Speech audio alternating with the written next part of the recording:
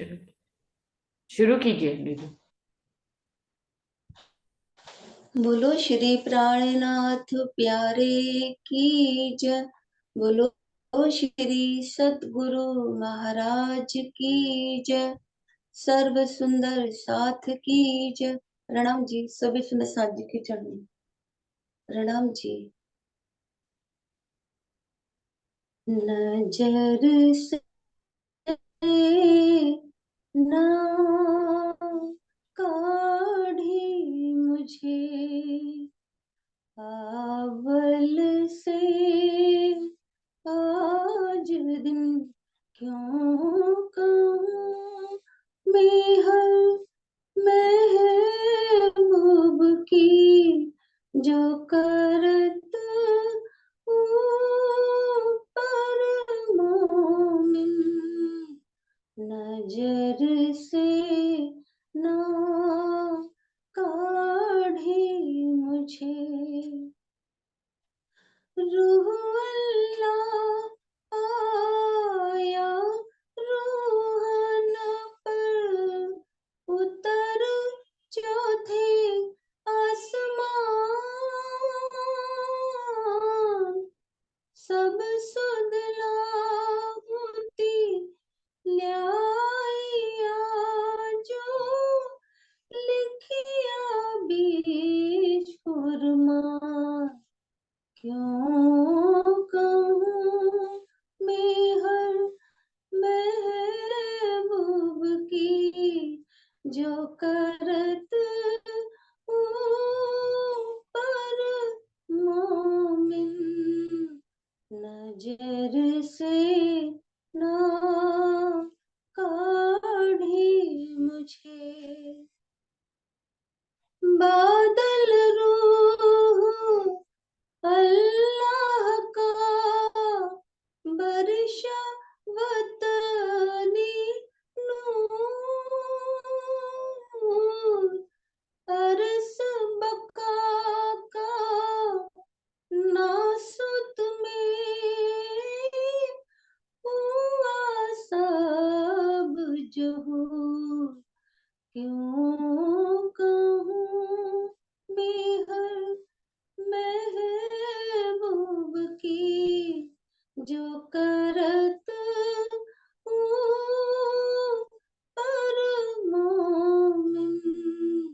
नजर से ना काढ़ी मुझे,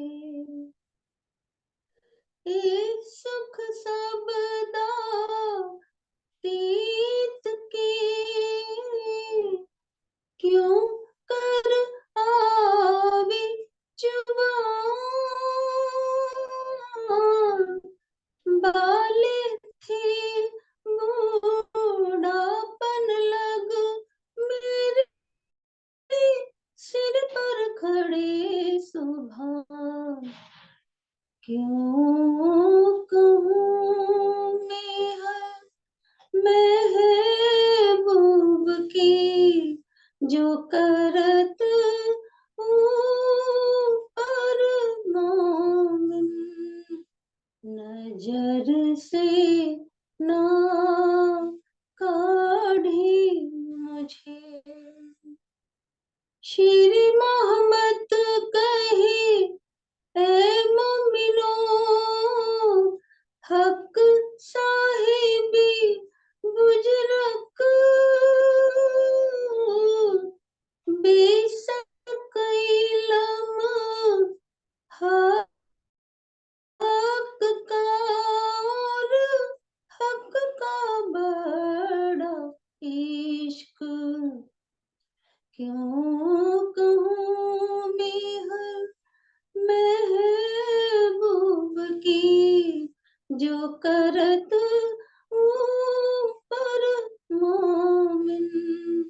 नजर से ना काढ़ी मुझे, अव्वल से आज दिन।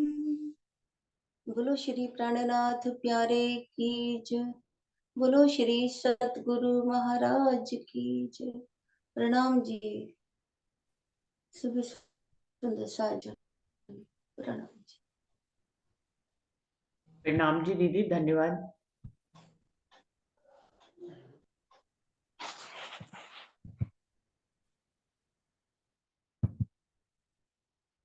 शुरू करते हैं सुंदर साथ जी।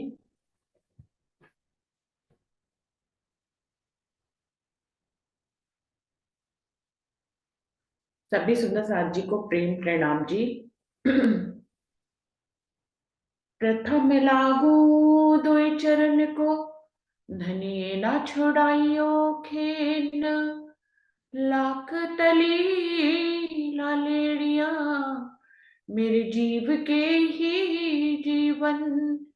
इन पाँव तले पड़ी रहूं, धनी नजर खोलो बातून। पलना वालों निरखो नेत्रे, मेरे जीव के ही जीवन। मेरे जीव के ही जीवन। श्री बंदो सतगुरु चरण को, करूँ सो प्रेम प्रणाम। अशुभ हरन मंगल करन, धनी श्री देव चंद्र जी नाम। श्री प्राणनाथ निज मूलपति, श्री मेहराज सुनाम। तेज कुंवर श्यामा युगल, जी को पल पल करूं प्रणाम। पिया जी को पल पल करूं प्रणाम। प्रणाम जी, सभी सदस्य साजी को प्रेम प्रणाम जी।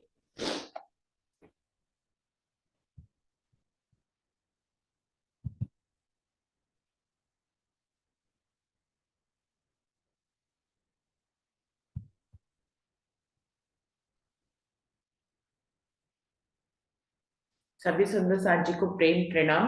प्रकरण खिलवत वाणी का प्रकरण चल रहा था 6 पंच रोशनी का मंगलाचरण,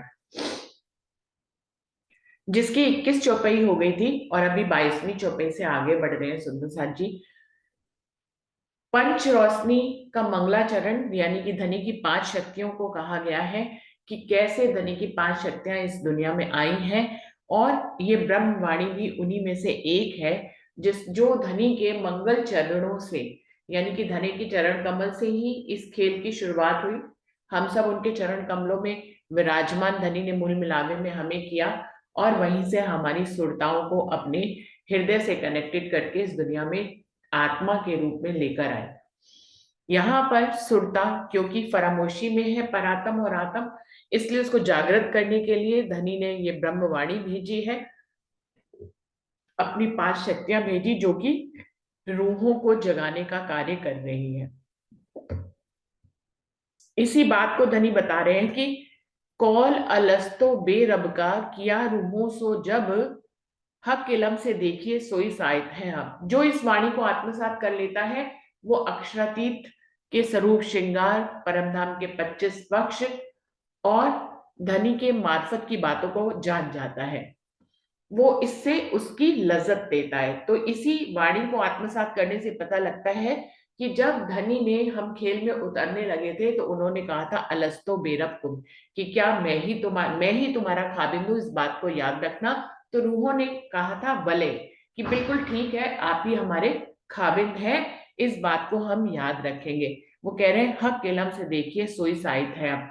यदि धनी के ज्ञान से को आत्मसात करके देखेंगे तो वहां पर एक पल भी व्यतीत नहीं हुआ है सुंदर साथ जी, लेकिन यहाँ पे ब्रज रास और जागनी तीनों ब्रह्मांड बीत चुके हैं। परम धाम जितने भी जो 3 ब्रह्मांड है, काल माया का ब्रह्मांड, योग माया का ब्रह्मांड और परम धाम का ब्रह्मांड, इस काल माया के ब्रह्मांड में भी जो बैकुंठ है सबसे ऊंचा स्थान है, वहां के भी दिन रात जो है वो यहाँ के दिन रात से बड़े होते हैं। सुंदर साथ से जैसे जैसे हम ऊपर की तरफ बढ़ते चले जाते हैं समय खत्म होता चला जाता है, समय का अंतराल खत्म होता है। काल माया में 12 घंटे का दिन और 12 घंटे की रात होती है, और बैकुंठ के दिन और रात बहुत बड़े होते हैं। मुझे एग्जैक्ट तो नहीं मालूम, लेकिन राजन स्वामी ने इसका अपने शास्त्रों में वर्णन किया है, जो उन्होंने टीका किया है, कि वहां के कितने हजारों वर्ष की एक दिन होती है और कितने हजारों वर्ष की एक रात होती है ब्रह्मा जी की। उसको काल माया में नहीं जोड़ा जा सकता। तो उस यहाँ की काल माया के जो दिन और रात चलते हैं, उसको जितनी ऊंची ब्रह्मांडों की अवस्थाएं होती है वहां पे वो जो है वो उनका अंतराल जो है इसकी तरह नहीं चलता है।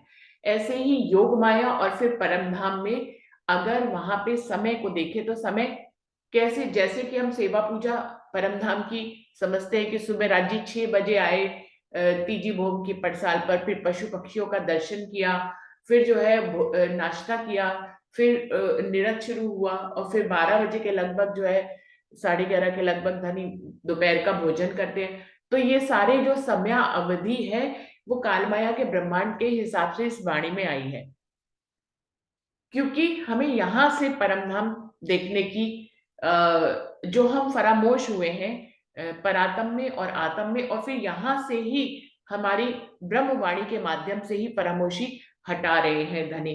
तो वो हमारी बुद्धि क्योंकि यहाँ की हो गई है अभी, तो यहाँ की बुद्धि के अनुसार जो है हमें वहां के दिन सेवा पूजा को दर्शाया गया है। जबकि परम धाम में ऐसा सेवा पूजा को, अगर परम धाम के ज्ञान को हम आत्मसात करें तो वहां तो वो कह रहे हैं अभी तक वले की आवाज गूंज रही है।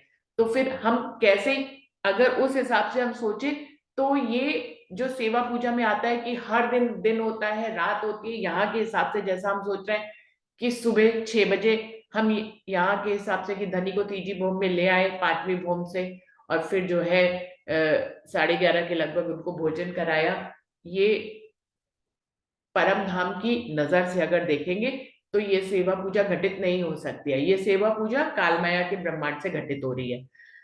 तो सारे दिन और रात जितनी भी परम धाम की लीलाएं विश्व ब्रह्मांडी में आई है, वो यहाँ की नजर से रूहों को के दिलों से फरामोशी का आवरण हटाने के लिए, क्योंकि उनकी बुद्धि यहाँ की हो गई, उनकी यहाँ की बुद्धि में परम धाम की बड़ी बड़ी बातें आ सके, इसके लिए यहाँ ब्रह्मवाणी में यहाँ के हिसाब से दर्शाया गया है। लेकिन ब्रह्मवाणी में सत्यता का वर्णन भी किया गया है, जैसे ही इस चौपाई में पूरी तरह से इस बात की तरफ ले जा रहे हैं कि वहां एक पल भी व्यतीत नहीं हुआ है। तो वो बीच बीच में इंद्रावती परम धाम की जो सत्यता है, जो सत्य है परम धाम, वहां जैसा समय चलता है उसको भी दर्शाया गया है कि वहां मन वांछित काम होता है। जब हम चाहे वर्षा ऋतु आ जाती है, जब हम चाहे सर्दी की ऋतु आ जाती है, जब हम चाहे गर्मी की ऋतु आती है, तो वहां पे बसंत ऋतु, ये सारी ऋतुएं हमारी मर्जी से चलती है। ऐसे ही दिन और रात भी वहां हमारी मर्जी से चलता है। जब धनी की इच्छा होती है तब जो है वो रात्रि घटित होती है, जब धनी की इच्छा होती है तो दिन ही बना रहता है। चाहे कितना भी समय परम धाम का व्यतीत हो जाए वो दिन ही रहेगा, जब तक धनी का दिल नहीं चाहेगा कि रात्रि घटित हो। जब धनी का दिल चाहेगा तो रात्रि घटित होती है। तो वहां पर सब कुछ जो है धनी के दिल से बंधा हुआ है। जर्रा जर्रा तो धनी के दिल से है ही है, धनी का स्वरूप है ही है।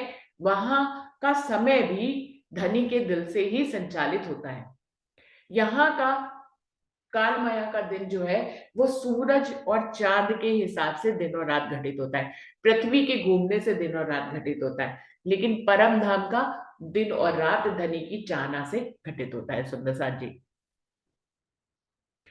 और ये जो 15 दिन कृष्ण पक्ष के, 15 दिन शुक्ल पक्ष के, यहाँ जाना वहां जाना, ये सब भी काल माया के हिसाब से बताया गया है सुंदर साथ जी, हमारी बुद्धि में आए। परम धाम के 25 पक्षों को इस ढंग से दिनों के हिसाब से विभाजित करके कि हमारी बुद्धि में आए, और इन सुंदर सा चितवनी करके अपनी फरामोशी को आत्म स्वरूप में, अपने आत्म स्वरूप में आकर अपनी फरामोशी को हटाकर परम धाम के 25 पक्षों में किस दिन कहाँ भ्रमण कर सके, उसको सरलतम बनाने के लिए, हमारी बुद्धि में लाने के लिए इस हिसाब से 15 दिन कृष्ण पक्ष के और 15 दिन शुक्ल पक्ष के घटाकर कि कहाँ कहाँ धनी जाते हैं उस हिसाब से दर्शाया गया है चर्चनी में। जबकि परम धाम में एक पल भी व्यतीत नहीं हुआ है।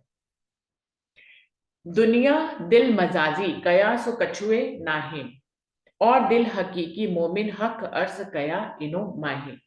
क्या कह रहे हैं? दुनिया दिल मजाजी, दुनिया वालों का दिल जो जीव सृष्टि है उनका दिल झूठा है। कया सो कछुए नाय, वो कह रहे हैं ब्रह्म ज्ञान से यदि देखे तो उसको कुछ नहीं कहा गया है। जैसे कि कुछ भी नहीं होता है वैसा ही दिल है। झूठा मतलब कुछ नहीं, झूठा तो है ही है, उसमें सच की बात नहीं आ सकती, झूठ से बना है, शून्य से बना है, इसलिए शून्य ही है। दुनिया दिल मजाजी झूठा है, यानी कि असत्य से बना है। ये पूरा काल माया का ब्रह्मांड ही असत्य है। ये महाविष्णु के अहंकार से ये जो पूरा ब्रह्मांड बना है, स्वयं महाविष्णु ही असत्य है, क्योंकि ये काल माया का ब्रह्मांड ही असत्य है, स्वप्नवत है, सपने का संसार है, सपने का स्वरूप है, इसलिए ये झूठा है। तो कह रहे हैं दुनिया दिल मजाजी कयास कछुए नाय, इसको कुछ नहीं कहा गया है। बिल्कुल ऐसे ही कुछ नहीं कहा गया है कि जब तक हम जब सपना देखते हैं, हम जब तक सोए हुए हैं तो वो सपना चल रहा है, जैसे ही हम जागेंगे वो सपना कुछ नहीं हो जाएगा। तो उस सपने का अस्तित्व तब तक है जब तक कि मूल स्वरूप सोया हुआ है। बिल्कुल ऐसे ही इस सपने का अस्तित्व तब तक है जब तक अक्षर ब्रह्म इस खेल को देख रहे हैं या रूहें इस खेल को देख रही हैं। जैसे ही परमधाम में जागेंगे ये सपना जो है वो कुछ नहीं हो जाएगा। तो कह रहे हैं कि इसीलिए दुनिया के दिल को झूठा कहा गया है। झूठा इस भी ढंग से कहा गया है कि उसका कोई मूल तन नहीं है, जो इस खत्म होने के बाद जहां पर जागृत हुआ जाएगा। परम धाम की रूहों को हमेशा से ही सत्य कहा गया है। क्यों? क्योंकि जब ये खेल खत्म होगा तो वो अपने असल स्वरूप में जागृत हो जाएंगे, जिनकी परातम है। कयास कछुए नाही, दुनिया वालों के दिल को झूठा कहा गया है और कुछ नहीं कहा गया कि वो कुछ नहीं है। और दिल हकीकी मोमिन हक अर्स कया इनुमाए, और परमधाम के मोमिन जो इस माया की दुनिया को देखने के लिए आए हैं, उनके दिल को हकीकी दिल कहा गया है, सच्चा दिल को कहा गया है, क्योंकि वो सत्य से ही जुड़ा हुआ है। सुंदर साथ जी, परमधाम के जो ब्रह्म शिष्या हैं उनका दिल किससे कनेक्टेड है? उनका दिल राज्य से कनेक्टेड है, राज्य ही सत्य है। अंतिम सत्य कौन है? अक्षरातीत पूर्ण पार ब्रह्म। और हमारा दिल किससे कनेक्टेड है? उनके दिल से कनेक्टेड है, तो हमारा दिल सत्य हुआ। परमधाम और दुनिया के जीव, उनका दिल किससे कनेक्टेड है? महाविष्णु के दिल से कनेक्टेड है, उनके अहंकार से कनेक्टेड है। तो फिर जब महाविष्णु स्वयं ही असत्य है, वो स्वयं ही सपने के स्वरूप है, तो उनसे जुड़े हुए सभी दिल झूठे कहलाएंगे। और दिल हकीकी मोमिन, मोमिनों के दिल को हकीकत सत्य का स्वरूप कहा गया है। हक अर्स कया इनोमाय, और इनके दिल को ही अखंड परमधाम कहा गया है। हक अर्स कया इनोमाय, और इनके दिल को ही अक्षरातीत पूर्ण पार ब्रह्म का ठिकाना कहा गया है। इनके दिल को ही उनका घर कहा गया है। क्यों? क्योंकि ब्रह्मवाणी को आत्मसात इनका दिल ही कर रहा है। इनके दिल में जब ब्रह्मवाणी आत्मसात होती है तो इनके दिल में अक्षरातीत आ जाते हैं, क्योंकि अक्षरातीत इस इलम में बैठे हुए हैं। इस इलम को जितना आत्मसात करते चले जाते हैं, अक्षरातीत हमारे दिल में विराजमान हो जाते हैं। इस इलम को जितना आत्मसात करते चले जाते हैं, 25 पक्ष हमारे हृदय में आ जाते हैं। इस इलम को जितना हम आत्मसात करते हैं, धनी के 8 सागर, उनकी सभी शक्तियां हमारे दिल में विराजमान हो जाती है। इस प्रकार धनी इस इलम के माध्यम से सब्विद वतन सहित इस इलम में आए हुए हैं, और जब इस इलम को हम जितना आत्मसात करते हैं वो सब्विद वतन सहित हमारे हृदय में आ जाते हैं। सो क्या कहा गया? हक अर्श कया इनुमाए, इनके दिल को ही हक का अर्श कहा गया है। इलम हक और दुनी का कही जाए न तफावत, ये सुकन सुन रू मोमिन आपसी अर्श लज्जत। कह रहे हैं ये जो ब्रह्मवाणी आई है, इसको दुनिया के किसी भी ज्ञान से इसकी तौलमोल नहीं की जा सकती। इसमें और दुनिया में और जितने भी ज्ञान आए उनमें बहुत बड़ा अंतर है। उसको उसको जो है वो इसके साथ तौलमोल नहीं किया जा सकता है। इलम हक और दुनी का कही जाए ना तफावत। इंद्रावती जी कह रही कोई शब्द ही नहीं है कि इस ब्रह्म ज्ञान को और दुनिया के किसी भी ज्ञान में कोई अंतर भी दूर दूर तक रखा जाए, कोई तालमेल ही किया जाए, नहीं कह सकते, कोई शब्द ही नहीं है। ये सुकन सुन रू मोमिन आपसी अर्श लज्जत, परमधाम के जो मोमिन होंगे वो इस ब्रह्म ज्ञान को आत्मसात करके परम धाम की लज्जत इस शब्दों के माध्यम से, इस ब्रह्मवाणी के माध्यम से परम धाम की लज्जत को वो यहाँ लेंगे। सुंदर साथी, लज्जत को कैसे लिया जाता है? ये तो हम सभी जानते हैं कि ब्रह्मवाणी को जितना आत्मसात करते हैं, सागर श्रृंगार को जितना आत्मसात करते हैं, धनी के स्वरूप और श्रृंगार को जितना हम आत्मसात करते हैं, उतना ही आंख बंद करके जब उनको अपने हृदय में देखते हैं तो धनी का स्वरूप और श्रृंगार हमारे दिल में खड़ा होने लग जाता है। इसमें काफी वक्त लगता है, पूरा आकृति खड़ा इतनी जल्दी नहीं होता है, लेकिन जितनी भी आकृति हमारे दिल में धनी का स्वरूप और श्रृंगार आता चला जाता है, जितना भी अंश आता है उतनी ही लज्जत आती है। धनी का एक बूंद भर भी अंश उनके स्वरूप और श्रृंगार का या 25 पक्षों का परम धाम का हमारे हृदय में यदि उतरता है तो उससे ही हमें लज्जत आने लग जाती है। तो सुंदर साथ जी सोचिए, यदि पूर्ण स्वरूप हमारे हृदय में आ जाए तो कितनी लज्जत यहाँ पर ली जा सकती है। बीच बका के रूहन सो हक्के करी खिलवत, सो सो साथ रू अल्लाह के भेजे संदेश इत। परम धाम में राजी, श्यामा जी और रूहों के बीच में जो आपस में इश्क की वार्तालाप होती थी, जो लीलाएं होती थी, जो भी क्रियाएं वहां पर घटित होती थी, धनी की, प्रेम की, इश्क की जो लीलाएं होती थी, हक्के करी खिलवत, जो परम धाम में खिलवत खाने में, क्योंकि पूर्ण परम धाम को ही खिलवत खाना कहा जाता है, जो भी बातें, जो भी लीला वहां होती थी, सो सात रू अल्लाह के भेजे संदेश से धनी ने श्यामा महारानी की माध्यम से, इस रचना के माध्यम से, जिसको श्यामा महारानी की रचना कहा गया है, अपने परम धाम के संदेशों को उन्होंने यहाँ पर भेजा है, जिससे कि उनके इस संदेशों को हम आत्मसात करें, हम पढ़ें, अपने जीवन में घटित करें और हम परम धाम की लज्जत को यहाँ पर ले सकें। ये धनी की गई हिकमत है कि उन्होंने अपनी श्यामा महारानी, अपने आनंद अंग के माध्यम से और अपने अक्षर सत्संग के माध्यम से ये ब्रह्मवाणी उतारी है। अक्षरों के रूप में ये ब्रह्मवाणी आई है और आनंद अंग श्यामा महारानी की ये रचना है। ये दोनों ही मिलकर अक्षर और रचना, श्यामा महारानी की रचना और अक्षर के अक्षर मिलकर किसके बारे में बताते हैं, किसकी तरफ इशारा करते हैं? सत चितगन स्वरूप अक्षरातीत पूर्ण पारब्रह्म के बारे में बताते हैं।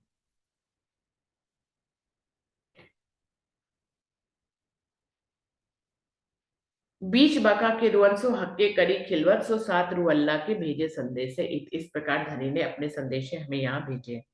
रू अल्लाह आए अर्श से मुझसो किया मिलाप, कहे मैं आया तुम वास्ते मुझे भेजा है आप। श्यामा महारानी ने यहाँ आकर धनी देवचंद जी का तन धारण किया, मरु देवापी का जीव धारण किया, श्यामा महारानी का तन धारण किया, धनी देवचंद जी का तन धारण किया और वो परम धाम से यहाँ आए और उन्होंने आकर मुझसे, इंद्रावती जी कह रही है, मुझसे मिलाप किया और कहे मैं आया तुम वास्ते मुझे भेजा है आप। उन्होंने कहा कि धनी ने अक्षरातीत पूर्ण पारब्रह्म ने मुझे आपके लिए ही यहाँ पर भेजा है, स्वयं संदेशा देने के लिए, आपको जगाने के लिए।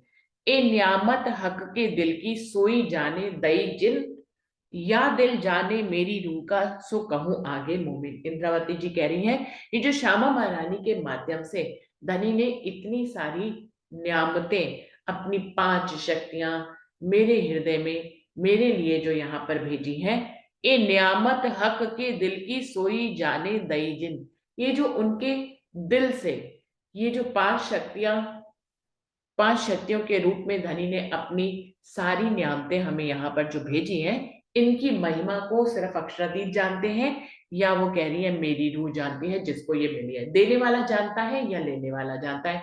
दुनिया के और लोग ना तो इंद्रावती जी की पहचान करते हैं, ना ही अक्षरातीत की पहचान करते हैं।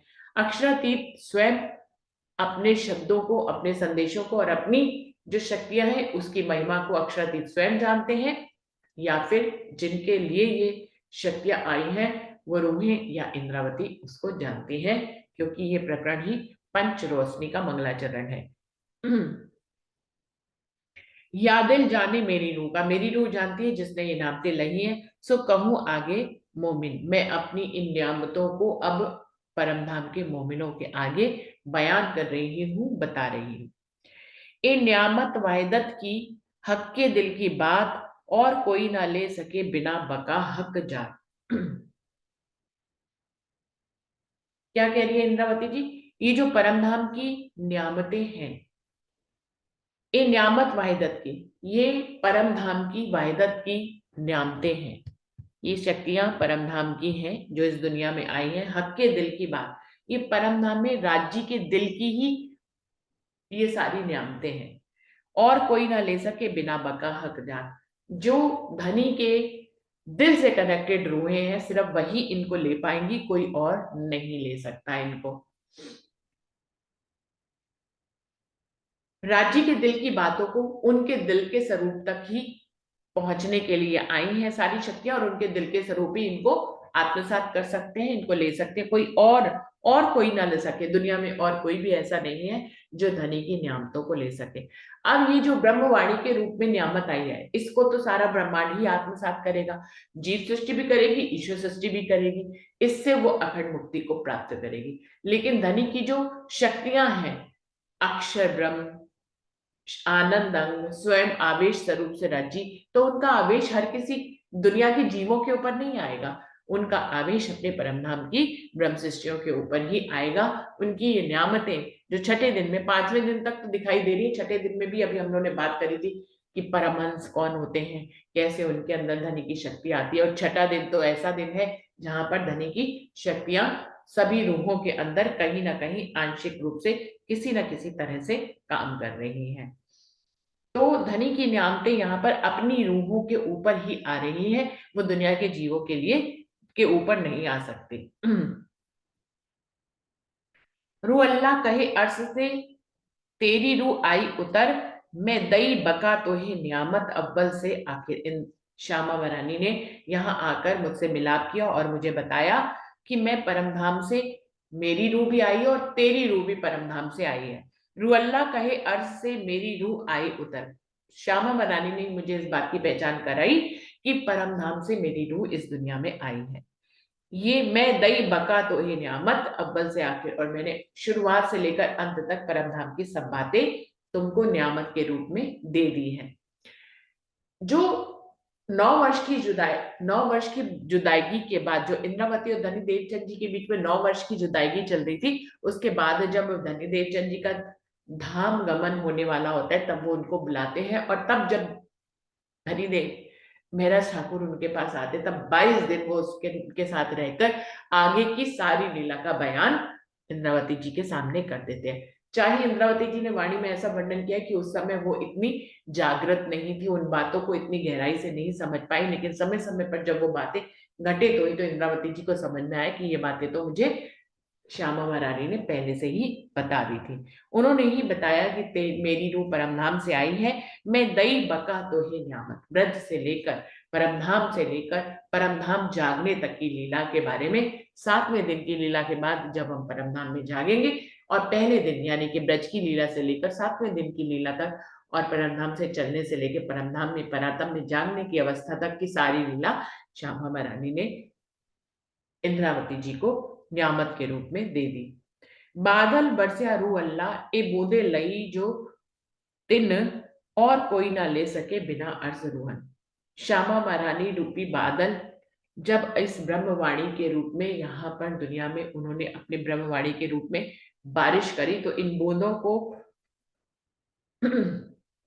कौन ले सका? इन बूंदों को सिर्फ परमधाम की रूहें ही ले सके, और कोई ना ले सके बिना आसुवन। परमधाम की रूहों के अलावा कोई भी इन बूंदों को आत्मसात नहीं कर सका। जिन पिया मस्ती तिन की बीच दुनी के छिपे नाहे, सो मस्ती मोमिन जाहिर हुई 14 तब को माहे। जिन पिया मस्ती तिन की, उनकी इस ब्रह्म वाणी की जो बारिश हुई है रू अल्लाह रूपी बादल से, इस ब्रह्मवाणी के रस को जिसने भी पिया, जिन पिया मस्ती तिन की, वही परमधाम की लज्जत को ले सके, वही परमधाम की मस्ती में डूब सके, वही उस आनंद को ले सके।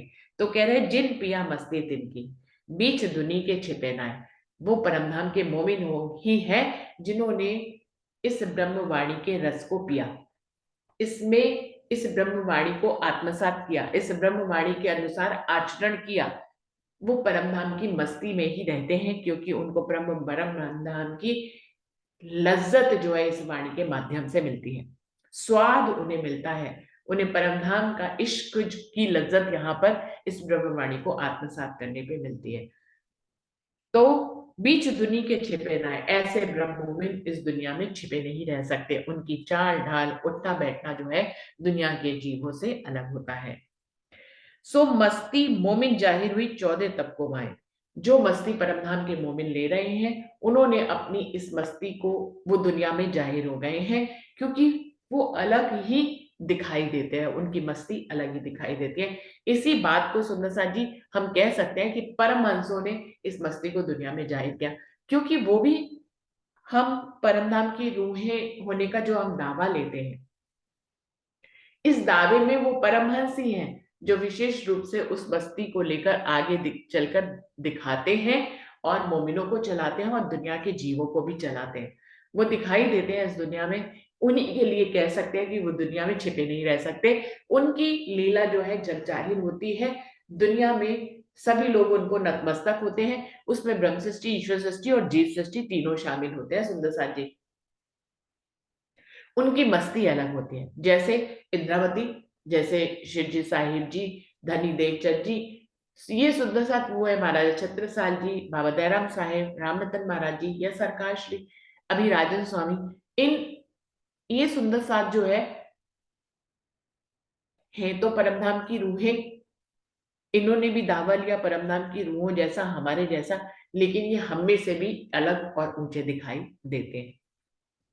तो कह रहे हैं सो मस्ती मोमिन जाहिर हुई 14 तबकों माहे।